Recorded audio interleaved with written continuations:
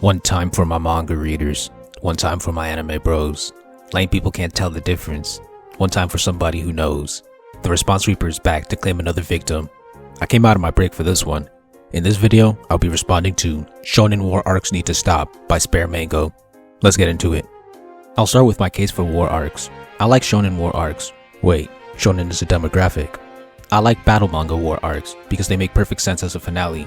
Battle manga are usually filled with 1v1 fights, and a war is an elevated version of a fight with multiple battles with multiple combatants happening all at the same time.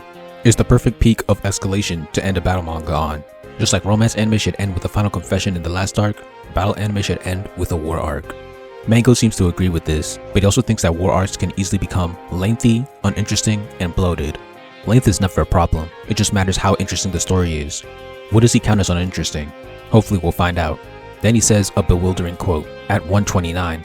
Because that just becomes a crutch that replaces the hard work to develop the story towards the ending it deserves. At some point, the overindulgence is too much and it starts hurting the story. You can't just throw everything to the side to make the easiest and most generic endings possible. Oh. That's a lot. Let's break it down. Why is a war arc a crutch? I've explained battle syndrome in my own video, but I doubt he's talking about the same thing because I made that up. What does he count as hard work? What does he count as overindulgence? What does he mean by throwing everything to the side? And finally, generic is not a good argument for saying that something is bad. Will these questions be answered? Stay tuned. Then he continues in 152.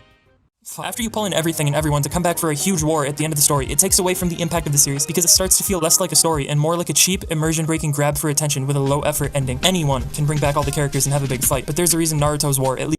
Why does bringing back every character feel immersion-breaking to Mango?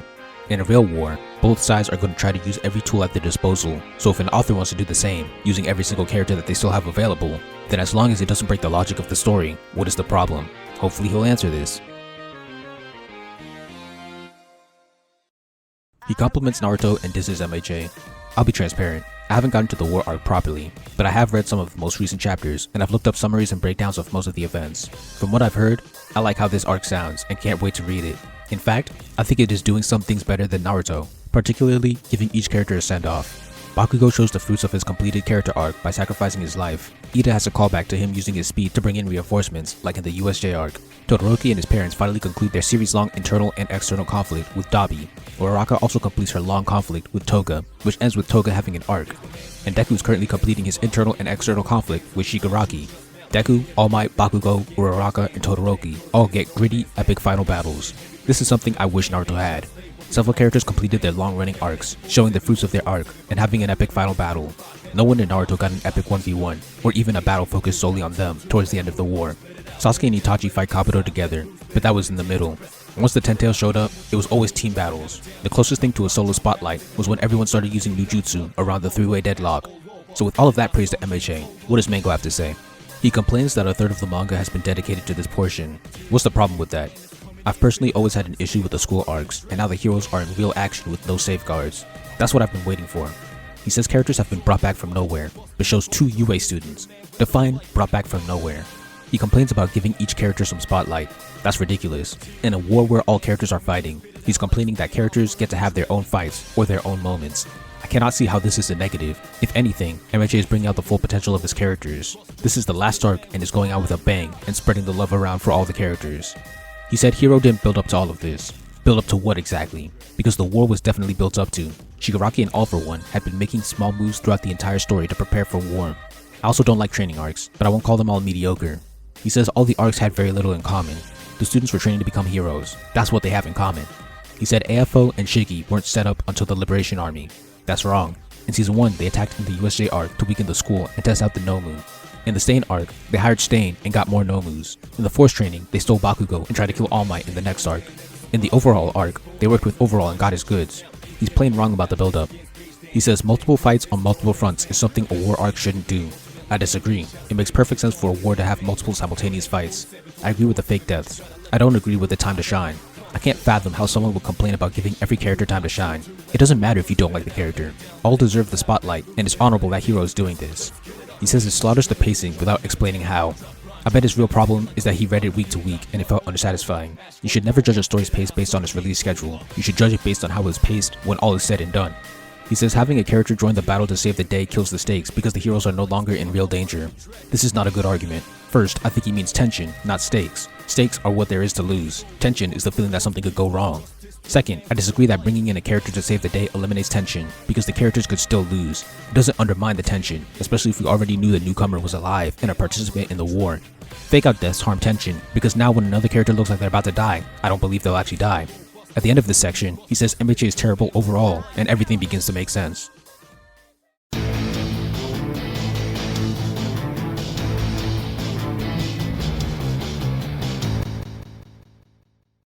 Based on this quote, just because a war arc is short doesn't mean it's safe, end quote. I assume that he likes when war arcs are short. This bias has negatively impacted his judgment up until now. AOT isn't a battle manga, but it does end in a war. I have my own video on why I don't like the ending. He said the final battle against Eren was soulless. What are we talking about? Eren's philosophy was basically, if the world hates me and my kind and wants us all to die, I'll kill them all first. And then the Eldians and Marlians, mortal enemies, have to work together to stop this new threat. By working together to stop a greater evil, they are able to make peace with each other and abandon their petty racism. How is that soulless? If anything, AOT before the time skip was soulless, and mostly thrilling action and survival. He complains about the faceless, nameless titans, and I agree. I didn't like the Zetsu army in Naruto either. And then he said AOT had an emotionless payoff. If it ended with Armin's nuke, he'd be completely wrong. He still is wrong, even with the Mikasa crap, but it wasn't the good kind of emotions. He complains about Eren going silent, but ignores the fact that Eren made his point and said that no one would change his mind, which is why he was silent. He says the final battle was easy. It definitely should have been harder in context, but it was not easy. I guess that's what happens when you desire a short war arc. So he complained about the war in MHA being too long, and the war in AOT being too short. Pick a side, buddy. He argues that all parties in MHA didn't feel like they were invested in the fight. A villain wants to take down my school and kill all heroes. If I'm a hero, what more investment do you need from me as an audience member? I don't care if Setsuna Tokage is fighting in the war, because I can logically connect the dots as to why she'd be invested in the war, regardless of her minimal screen time. If they lose the war, she dies. The end.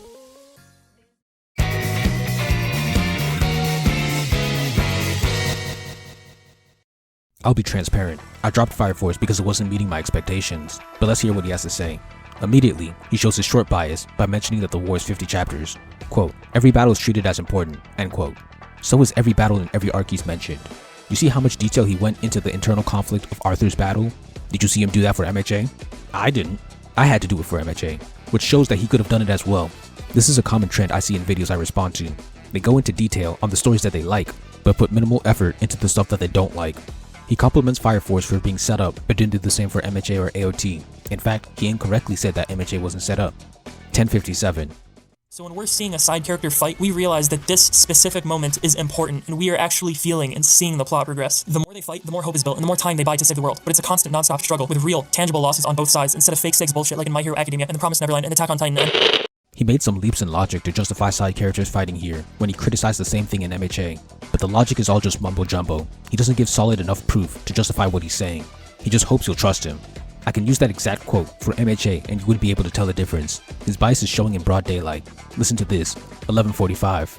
You need very strong themes, and those need to be demonstrated by every character. Every fight has to actively contribute to the end goal, and every fight needs to be built up to and given the development it needs. You need to accomplish all of this with a strong cast of characters you've built and invested time into, and you need to do it with meaningful villains that oppose the heroes in interesting ways and bring the most out of them. These can be pre-existing characters or foils in some way, like doppelgangers or returning characters, be it from the dead or from somewhere else. The pacing has to be tight. You need to finish one fight and immediately relate it to the next. No cutting away to focus on small stakes characters that have no impact on anything. The pacing has to be fast, and you need to give each fight dramatic weight by recognizing the result of that fight on the plot. There needs to be a strong, tangible push and pull between the two sides. Remember, it's a war arc, so there needs to be actual ground gained and lost. There should always be a very clear, direct objective. Limit fight interventions. If too many fights are interrupted, then the fight's weight starts to fall away because you feel like at any time the fight could be interrupted. Naruto fights contribute to multiple themes present, specifically Obito, Madara, and Sasuke, each represented an anti-theme. Madara's was not completely addressed though. One of the major themes in Hero is that everyone can be saved. Guess what? That theme is present in Dabi, Toga, and Shigaraki's fights, which are 3 of the 4 most important fights so far. And those are the only fights I personally know, as I haven't read the entire arc. In AOT, I already explained the themes, but to recap, the theme is that harmony and unity is better than discord, and that is shown all throughout the war. He says a lot of mumbo jumbo, but he brings up interruptions again. I don't know how bad the interruption issue actually is, and going based on his biases, I'd assume it's not that bad. But the 4 major fights, Deku, Bakugo, Uraraka, and Todoroki, didn't just have people showing up to bail them out. And once again, if we knew the newcomer character was present in the war, I don't see much of an issue with them being used to bail out another character, although I would prefer characters to mostly finish their own fights.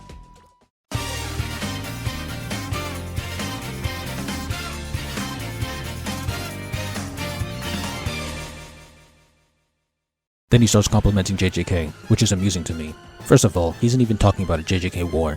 This video is about war arcs. He doesn't explain how JJK properly builds up to each fight in his own standards. He just says it does. He says each fight is given the importance necessary due to the amount of 1v1 brawls. How does that make sense? He said JJK fights have fast pacing, but he doesn't explain how or why. He just made a bunch of vague compliments and expected the audience to go with it. Then he said JJK struggled with character development, which I don't completely agree with, but he doesn't elaborate, so I can't really either. But you can watch my video on wasted characters for more insight. He also said that he wouldn't talk about One Piece since his final war arc hasn't happened, but A, JJK isn't ending in a war. B, he didn't talk about the end of JJK, and C, he still found an excuse to mention JJK despite A and B. He starts trying to argue that certain stories left their core behind, but A, stories don't just have one core, and B, stories can adopt new cores. He argued AOT was about a kid wanting to see the world, and that's why the war was bad, because he sees the world and it becomes a blank fight, and all meaning is discarded. What does that even mean? Anyway, I could argue that AOT was about survival, and that this was greatly depicted in the war. Then he has the arrogance to say that he's gonna give us a masterclass on literature while making fun of these pro mangaka. If he at least showed that he had writing chops through the script of this video, I could let that slide. But what he showed is that he just operates on feels and doesn't even test his own logic. The fact that so many of his praises towards stories he loved could be aimed at stories that he hated shows how little he actually challenged himself in this video. My actual issue with war arcs is how they don't feel like wars, but battle royales. What I call a battle royale is how most Bleach arcs go. A bunch of 1v1s happening at the same time. A war arc should have squads within an army. There should be combat arms like infantry, artillery, and cavalry that are designed for the unique setting. It should have military tactics. It should take advantage of the terrain. There should be zones occupied by different armies. Naruto is one of the only battle stories to get close to that. Shakugan no Shana did too, but that's a light novel anime. Here are some comparisons. The Arrancar and Soul Society arcs weren't war arcs, yet they felt like Bleach's war arc. The Forest Training and Overhaul arcs aren't war arcs, yet they felt like Heroes War. A war should be a war, not a battle royale.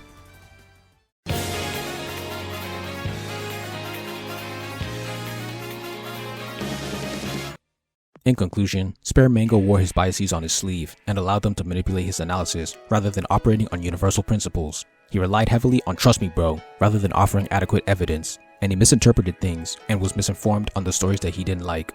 It's easy to forget all the points someone made when they've been talking for a long time. That's why I split my arguments up into body paragraphs and recap everything at the end. Remember those questions I asked towards the start? Let's see if they were answered. Why is a war arc a crutch? Unanswered. What does he count as uninteresting? Unanswered. What does he count as hard work? Unanswered.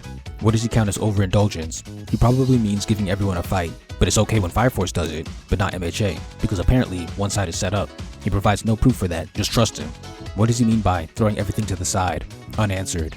Why does bringing back every character feel immersion breaking? Because it wasn't set up according to him. But again, it's okay if Fire Force does it. It's also okay if Fire Force has characters fight evil versions of themselves because it was set up. Yet somehow characters who've existed for hundreds of chapters in MHA aren't counted as set up. Additionally, he doesn't praise AOT for setting up his characters. Why is length a problem in war arcs? Unanswered. His bias towards short war arcs is never explained. Here are some other arguments he made. Multiple fights on multiple fronts is something a war arc shouldn't do, unless it's Fire Force. Once again, it's justified with a biased view of setup because he likes Fire Force. Having a character join a battle to save the day kills the stakes because the hero is in no real danger. This might be the only thing he goes into detail on and stays consistent on. Every battle is treated as important in Fire Force because it's Fire Force. Meanwhile, MHA and AOT are overindulging and bloated. Just trust him that Fire Force does it better, no need for proof. The fight should contribute to the theme, but he only takes notice when Fire Force does it, not Naruto, not MHA, and not AOT. These were his arguments, and he had the audacity to call this a masterclass? This is a mess. I knew I wasn't gonna like this video based on the title alone, but I didn't expect to dislike it this much. The Response Reaper rests his case.